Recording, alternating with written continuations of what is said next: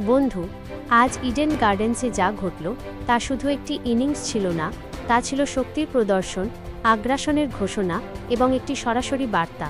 Kolkata night রাইডার্সের নিজেদের মাঠ, নিজেদের দর্শক, নিজেদের কন্ডিশন, কিন্তু বন্ধু আজ সব কিছু উল্টে গেল। সানরাইজার্স হায়দ্রাবাদ ব্যাটিং করতে নামে এবং শুরু থেকেই একটি বিষয় পরিষ্কার করে দেয়, থামা যাবে না, দমে যাওয়া যাবে না, শুধু গুঁড়িয়ে দিতে হবে। স্কোরবোর্ডে লেখা আছে 226 রান। তবে এটি শুধু একটি সংখ্যা নয়, প্রতিটি শটের গল্প রয়েছে, প্রতিটি বোলারের ওপর আধিপত্য বিস্তারের প্রমাণ রয়েছে। শুরুটা হয় তুফান দিয়ে। ট্র্যাভিস হেড 21 বলে 46 রান। বন্ধু, এটি পাওয়ার প্লে ধ্বংস করার এক নিখুঁত উদাহরণ ছিল। প্রতিটি শটে আত্মবিশ্বাস, প্রতিটি বলে নিয়ন্ত্রণ এবং প্রতিটি হিটে স্পষ্ট উদ্দেশ্য। বোলারদের কোনো স্বস্তি নেই।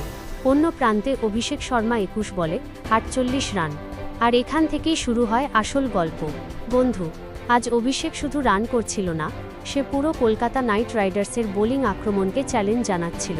চতুর্থ ওভারের তৃতীয় বলে বরুণ চক্রবর্তীর বিরুদ্ধে লং অনের ওপর দিয়ে বিশাল ছক্কা, বল যেন আকাশে হারিয়ে গেল।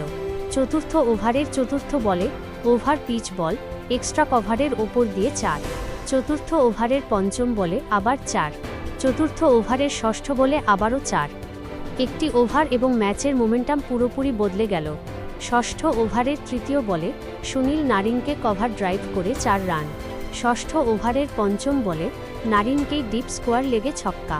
এবং শুরুতেই প্রথম ওভারের ষষ্ঠ বলে ব্লেসিং মুজারাবানির বিরুদ্ধে প্রথম ছক্কা। সেখান থেকেই এই ঝড়ের ইঙ্গিত পাওয়া গিয়েছিল। কিন্তু বন্ধু, আসল নাটকটি ঘটে অষ্টম ওভারের চতুর্থ বলে। মুজারাবানির বল, অভিষেকের শট। বল হাওয়ায়, ফিল্ডার দৌড়ে আসে, ক্যাচ ধরতে পারবে কি পারবে না। পুরো স্টেডিয়াম নিস্তব্ধ। রিপ্লে পরিষ্কার নয়, বিভ্রান্তি, সাসপেন্স। ওটা কি ক্যাচ ছিল নাকি বল মাটি ছুঁয়েছিল? কিন্তু আম্পায়ার আঙুল তুলে দিলেন আউট। 48 রানে শেষ হলো এক ঝোড়ো ইনিংস। কিন্তু ততক্ষণে ম্যাচের মোড় পুরোপুরি ঘুরে গেছে। এরপর আসেন হেনরিক ক্লাসেন, 35 বলে 52 রান। বন্ধু, একেই বলে ক্লাস। প্রথমে ইনিংসটি সামলালেন, তারপর ধীরে ধীরে গিয়ার পরিবর্তন করলেন এবং রান রেট ধরে রাখলেন। তার সাথে নীতিশ কুমার রেড্ডি 24 বলে 39 রান। মিডল ওভারে এসে দলের যা প্রয়োজন ছিল তিনি ঠিক সেটাই করেছেন, রান রেট পড়তে দেননি। শেষে ছোট কিন্তু গুরুত্বপূর্ণ অবদান হর্ষ দুবের। ভিডিওর কথক ভুলবশত অন্য খেলোয়াড়ের নাম বলেছেন, দ্রুত রান, যা স্কোরকে আরও উপরে নিয়ে যায়। সব মিলিয়ে 8 উইকেটে 226 রান।